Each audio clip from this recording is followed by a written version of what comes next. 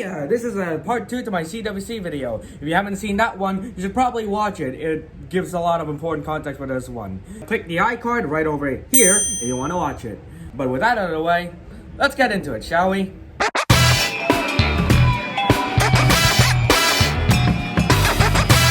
So before we hop right back into playing the 2 charts of the next week, I do like to have a few updates and a few corrections to my previous CWC video, as there's a few errors in there that I kind of forgot to catch until post-editing, because of course it wouldn't be me without any post-editing shenanigans.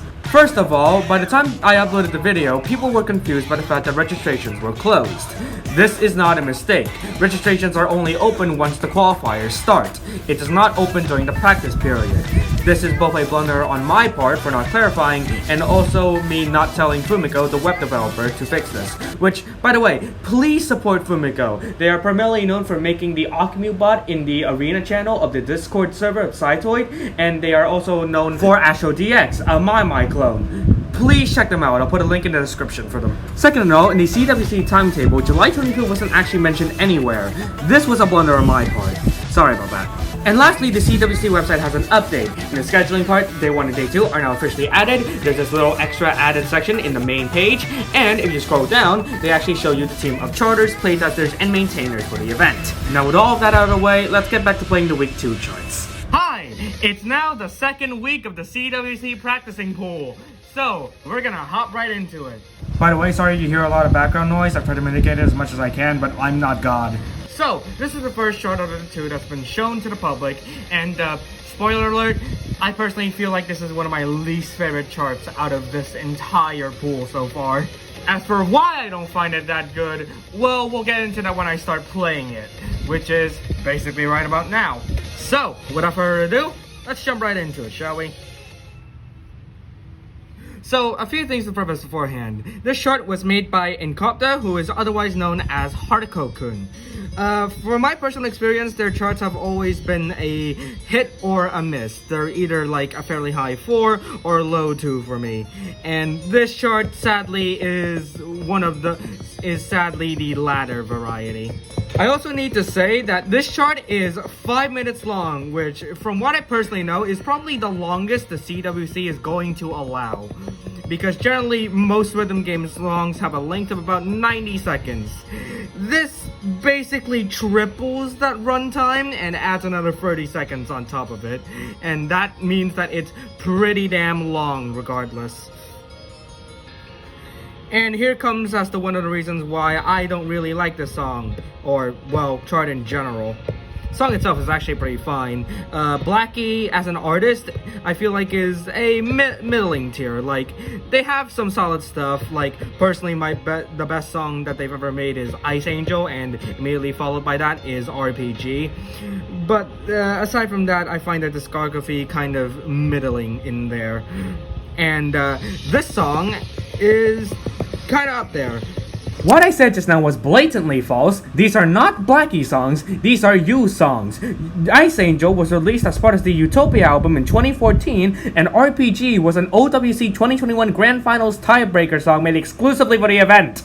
How did I mess that up? But regardless, some actual Blackie songs that I like are Black or White, Lost Shin, and Morbius. I'm pretty sure I got confused by the fact that in Black or White, it was credited as Black U instead of Black E, and so I thought the two were the same person. They're not. What I personally find, what I dislike about this is that it tries to shove in the piano sections that, although fit relatively, personally I don't like it. I personally don't like it when you just kind of shove them into sections of Cytus or Cytoid charts in general. Not that they can't work, it's just that personally I like my gameplay to be mostly like clean on one or the other end. Like I don't really see the benefit of like grouping both of them together there and forcing you to essentially learn a whole new game mode, even if it is simplistic, because some people have never heard of a VSRG or a vertical scrolling rhythm game before, or some people just don't know what demo is. And like, this chart basically assumes that you know that. Not to mention the chart has a few iffy parts here and there that isn't from the piano section itself. Although most of these are okay personally. Aside from the fact that I just missed there because that was just me being stupid. But like there's a very specific part that I'm going to show here that has this like really weird hand block key section that I kind of just whizzed past by, but like most people aren't going to do that method. They're probably just gonna do a 2-finger, like, you know, most people would play a Cytoid or Cytus chart. Not to mention these jacks here. They're pretty hard if you don't hard, and depending on what type of player you are, it could be a massive difficulty spike, and it's, yeah. And that's what I just don't really like about this chart. The chart itself, it does have some good points though, like the drop is fairly made very well. Like most of the difficulty is consistent and clean. It's just that there are major bits of it that I do not like, especially considering that one bit where I said it was a hand block, and the entire thing about me disliking piano sections are just randomly thrown in there. Even if they make sense, I don't think you should just throw in another game just for the sake of doing it, even though it does make sense with the song. You can just do it with normal Cytoid notes and I think it'd be fine. Overall, I'm going to give this chart the lowest rating that I've probably given anything, which is a 2 out of 5. You can still play it, like, I still think it's personally fine. It's just that it gets grouped in with the rest of the library. It gets grouped in with the rest of the Cytoid library. It gets grouped in with the rest of the Cytoid library as a sort of mediocre chart. So I personally don't find much worth in it. Well, now that AO or Alpha Omega, whatever. By the way, I never figured out how you actually supposed to say the title of the song. Is it A Omega, Alpha O, Alpha Omega, Ow? Just, I don't know. If somebody could give me a clear answer, then just let me know, I guess. Is done. Let's move on to the next chart, shall we? And it's probably the final one I'm going to be playing as well. Now, this chart. I will say, this is not a bad chart. It's just a questionable one. And I say that in very relatively light terms. And if you have decent rhythm game knowledge, you'd know that this song came from Lenota. And look, I'm not going to say much about Lenota. You can put your pitchforks away. I know what they're doing recently is a little bit blah, but we're just focusing on the song right now. Proto Flicker by Silent Room. So, let's hop into it, shall we? Now, Silent Room is one of those artists that I actually really like a lot. I don't really talk about my music taste much, but I will say that Silent Room really does some really cool stuff. Some of my personal favorites from them is the one song Bentux charted, which is, I believe, 9876712343312, or whatever that is, and of course the obligatory Archaea recommendation, Eagle Seeker by Silent Room and Frums. Fun fact, there's actually an extended version of this song in the album In My Heart Part 2, which also features these other artists, which I'll list here, which also highly recommend listening to these albums. They're very good. Now for the chart itself, this was charted by well, their username in Cytoid is known as I Have No Life, but they are more frequently known as Arcanite, I believe. Sorry if I butchered that name. And for me, my experience with their charting has also been relatively mixed as well. But what do I think about this chart personally? Well, here's the thing. I have a slight bias to this because I really like myself a lot of jack heavy charts where you have to consistently do a rapid tap motion over and over again. But if you ignore my own bias, I personally think that this chart is very solid for what it attempts to do and what it pulls off. Okay, so fun fact about this ending bit, apparently this originally was supposed to be in double speed, according to one of the CWC staff members, and I've got to say, I personally think that would have been fine if it was sped up or double timed. I'm going to skip this because it's a lot of dead talk, but basically the chart itself is fine. There's a few representation issues that I personally find problematic, but overall you can still play it even if it's very jack heavy. Anyways, back to the rating. Overall, I'd say 3 out of 5. It's alright. Well, now that we're on to the section, if you've seen the end of my last video, you'd know that we have the interview section coming up. And who might that be, you ask? Well, before we start the interview, I have 3 things to say. Firstly, this interview was done in private. None of the other people at the CWC knew what the questions were going to be. They just knew that there was going to be an interview lined up with this specific person. They have no say or no control in what I'm going to say in this interview. This is completely by my own discretion. Secondly, this is my first time ever doing an actual proper interview with somebody. So if something seems a little off, don't mind it, it's just the fact that I've never done this sort of thing before. And finally, this interview was originally 17 minutes long, so a lot of stuff had to be let out on the cutting room floor. So this will be an incredibly abridged version of the interview. If you want to hear the rest of the interview, I might upload that as a follow-up video, who knows. But with all of that out of the way, let's get into the interview. Hello there, people of the internet. This is the interview that I was talking about with the CWC staff member. And here we have, actually, now that I'm saying that, would you mind introducing yourself a little bit to the public? Sure. My name is Bentux, bovine extraordinaire.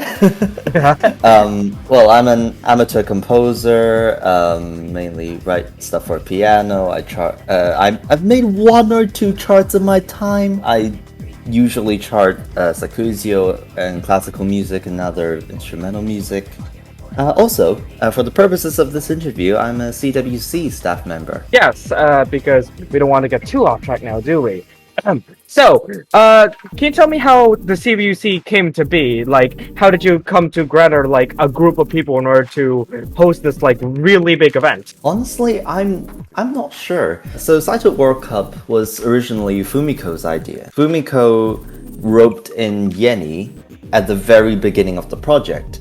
And Yenny then brought me in. So I'm not quite sure how we managed to have this big a team because honestly I wasn't part of the recruitment. You were just roped into it, to say the least. Yeah, I just happened to be one of the earlier staff members to join the team. Yeah, I wasn't really on the recruitment side and the human resources side, as it were. I'm more on the organizational and promo kind of side of CWC. I will say I'm surprised that it started as a domino effect rather than something that was basically pre-planned. I helped design the rules, actually. This is actually my first time organizing a tournament. Well, for a first time, you are doing a surprisingly decent job at it so far. I sure hope the qualifiers and the 2 preceding days do turn out well. So, next question. With everybody that you grouped together, how was working with, like, the several charters and staff members like? Was there, like, any difficulties in working with anyone in the team? Well, first off, several is an understatement. This is there's like in the official website listing, there's so many people that are listed as a part of the team. This event is probably bigger than I think some iterations of Cytoid Interference. I dare say it is bigger than Interference because you have quite a lot more people than the relatively small team that the Interference series had. I mean, like, okay, so like I said, this is my first time organizing a tournament, but it's a good first time because, like, everyone I worked with, the charting team, they were super active and really willing to just seek improvement. They just kept we had a charting channel that was constantly full of messages, just like, oh, is this pattern okay? Or is this chart okay? Or should I revise this? Or maybe should I just scrap this entire chart and then should I just make something else? Basically, I couldn't ask for better. And playtesters were equally just as helpful because, like, again, a lot of feedback was being thrown around. I was just so surprised. I'd like to tell a story, if I may. Go ahead. So, very early on, we didn't really have a firm tournament structure. We had, like, ideas and stuff. Like, it wasn't confirmed. Not to the degree that we have it now, obviously. So one day, I sat down and I typed out massive walls of text. Everyone was willing to sit down. Everyone was willing to sit down and read my giant walls of text. Can you give a reference on how big said walls of text were? Well, for those who don't know, I study law, and there are big walls of text in law. And what I just typed out are considered very big walls of text. You can connect the Good dots. God. Oh.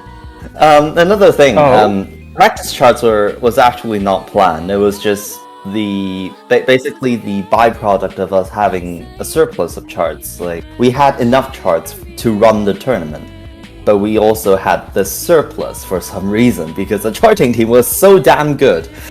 So yeah, in the worst case, it was just supposed to be backups for the actual tournament, but the charting team made it, so we couldn't let that go to waste. That just goes to show how good the team is. Very much so. That also explains why the practice charts exist at all. Yeah, because they never needed to exist. It was just like, we had this, why not use it? Admittedly, I think you guys are somehow managing to pull it off well so far.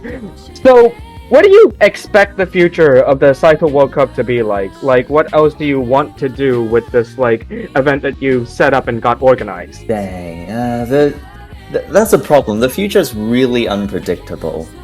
But, we'll try our goddamn hardest. We'll try our goddamn hardest to not make it suck, basically. I will hold your promise on that. So personally, I think that CWC is quite unique in our position because we have a full-fledged website and database. Fumiko has like automation plans, so there's no more jumping in and out of Cytoid and Discord and screenshotting stuff and all of that. That stuff is a mess. Yeah, that stuff is a mess. So Fumiko said, you know what, why not just skip all of that and just have a score prober do the job? Because, Cytoid has an open source API. Why not use it? The official website also does look really good so far, and massive props to Fumiko for it as well. Everyone agrees with you, Tony. So, yeah, I think CWC will be fun. We'll do quite well in the future, even if, we don't pour this much effort and attention into it, because obviously this is our first run. We have to be very, very careful about everything. Well, I think that's most of our bases covered, so I now have one last question for you before we close off this interview. Is there anything else you'd like to share from the CWC team to the people who are watching this, and like any other anecdotes or other stories you could share? Yes. So, by all means. Remember how I said that I was brought into the project at its like very earliest stage, just like at its conception stage, basically. At first, I didn't realize the scale of what Fumiko was planning. I expected it to just be like, I don't know, I think the Octopus tournaments. Yeah. So like, you submit your screenshots and moderators curate them. Like, you submit scores within this time period, we curate them, we rank them, and that's it. I read Fumiko's plan originally. I didn't realize how elaborate this was going to be, so I made a lot of proposals to it. It became an extremely streamlined plan. But now we have But now that we know what we're in, we know what we're getting into. Words are hard. Sorry. Go on. It's fine. Now we suddenly have a website, and Fumiko is constantly finding ways to keep them busy with just tech. First there was a website, then there was a database, and then there was just a bunch of digital graphics, and now Fumiko is working on a streaming client. That just shows how big this is snowballed out of how much this has snowballed out of control. A streaming client does sound very amazing for the Cytoid World Cup, however, but my god, Fumiko is just Insane. wow. Insane is the word. Yeah. Like genuinely, I've never seen like someone like that dedicated enough to make the entire website and database, and now even a like streaming like thing. Okay, I literally can't help with anything Fumiko's doing because I have no tech ability basically. But I also sometimes help with amateur graphic design. Okay, I say this like it matters. No, it doesn't. No, it doesn't. It pales in comparison to Fumiko's work. What Fumiko is doing is way out of your league. But however, you did help make the scheduling that everybody got to see in the previous video and this video. So that does amount to something. So I hope these these stories shows that everyone in the CWC team is working hard to make this a good experience, because as far as I know, nothing's been done like this. Like, there have been tournaments before, obviously, but nothing has been done like this, not on this scale. Clearly not, because like you didn't just have a dedicated website to this, and also an entire like special streaming thing for it. So yeah. So yeah, I hope that if you are listening to this interview, you'll get a sense of how much work we're putting in, and I hope you'll appreciate the end product. And I hope you all also enjoy this interview with one of the CWC staff members. Segue! And now, successful segue! Yes! And now, back to me in the live recording session. Yes, words. Thank you, Pass Me. Now, before we sign off, I just want to have a few personal words of my own. Oh, wait, the music's still going. Hold on. There we go. Now, first of all, by the time I'm uploading this video, the qualifiers have finally begun. You can now actually join the link in the description to the CWC website and actually register. From then on, you'll be a part of the qualifiers and the 2 days of the CWC. And I hope to see you there. Secondly, thank you to the CWC team, and more specifically Bentux, for allowing me to conduct through with this interview. This video would have been possible without him, and it would only have been half as long if he didn't agree to this. So, much love to him. Go check out his channel. And finally, thank you to all of you who watched the previous part of the CWC video, and this video as well if you've reached the end. I never expected that me trying to commentate over some silly subjects in a silly rhythm game that I like would be so enjoyable to so many people. But you guys have shown me that you enjoy that content and that I can evolve it and not be permanently stuck in this loop of just making normal rhythm game videos. But now I need to sign off. I do have the CWC to participate in after all, I can't just be a spectator. And I hope to see all of you in whatever my future projects might be. It might contain more of me, it might contain less of me. But until then, I'll see you all soon.